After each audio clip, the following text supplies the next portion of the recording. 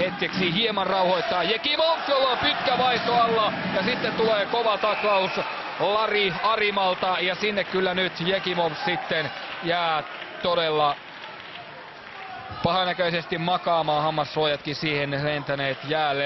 Arima tulee kyllä täysin puun takaa, tässä tämä nähdään. Joo. Se, niin. Olkapäällä osuu tuohon leuan kärkeen, että se nyt tekee sen, että siellä otetaan lukua. Mutta hieman kyyryssä tulee Jekimov siihen. Joo. Ja sitten olkapää pamahtaa ja näin sitten Jekimov sinne.